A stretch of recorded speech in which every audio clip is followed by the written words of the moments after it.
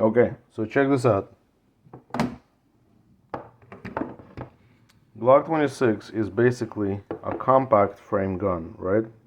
Compact frame gun is a full-size frame, right? So duty size frame, full-size frame.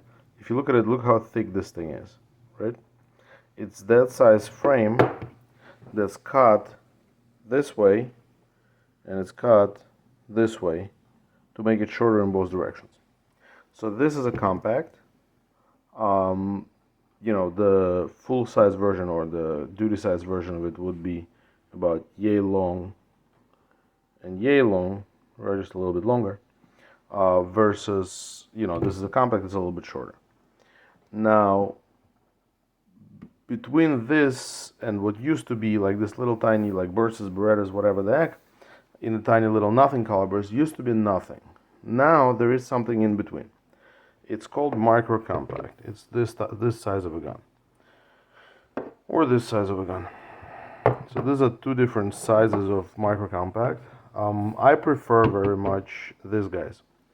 The difference between this and that is fairly large. So let's understand exactly what the story is here. If you look at the size of let's see how narrow this is versus how wide this is, it's a huge difference. I don't know if you can tell, but it might not seem like a big difference, but because it's so narrow, the difference is huge. So this guy, the magazines for this guy are double stack. They look something like this. They're wide. They look something like this. This would be a 15 round mag. This guy has way less capacity. This guy is a 10 round mag. Flush mags are 1.5 stack. So when you put that mag in, it's flush and just lets you get part of your pinky on it. Usually part of the pinky. If I can get 50% of my pinky on it, it's good enough to get a good grip on this thing. Now, these guns are super hot and popular right now, so they come with all kind of different mags. So what you can do is, that was a 10 round mag, this is a 10 round magazine. You can put a 13 round mag in it. It's going to be something like this. And now I can get the whole pinky onto it. Thing is, for concealability, it's going to be way more comfortable to carry than, anything in compact size frame. Because of it being micro compact, it's much skinnier. Now, issue here is that the length, let's just put it dot to dot, here we go.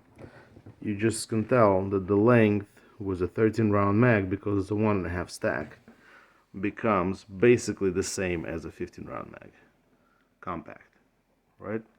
See how the size, it's the same thing. It's much skinnier, so it's still going to be easier to carry. It is a bit shorter, not drastically, but it is a bit shorter. But realize that once you start putting this longer mags in, you start losing the length of the grip, and that's the part that's hardest to conceal. If you want, you can go nuts and give it a 15 round mag. 15 round mag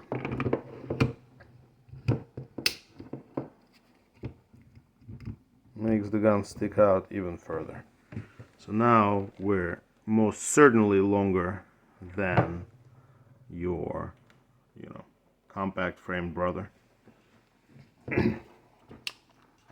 There is also, so this is a Smith & Wesson Shield Plus. This is a Smith & Wesson Compact, m&p 2.0 Compact. There is also a SIG offering, this guy. SIG is super duper modular. The name of this gun is the p365. SIGs are super duper modular, so you can get just the mechanism of the trigger comes out, literally one pin, the whole thing comes out, and you can get a different grip, and also you can get different slides. So this particular gun, this is an XL slide. I don't know if you can focus. Right there it says XL. I don't know, I can't. Here we go. I have to make it focus. So this is an XL slide. There is also an X slide. This is an X slide. And this little shorty mags, where's my shorty mag? Oh, there's one in. This little shorty mags, they're expensive as hell. These mags, SIG mags are expensive as hell. But just realize the shorty mags are 12 rounders. So for this frame, that's the same size where I can get my pinky on completely. I get a 12 round mag, so 12 plus 1 in the pipe.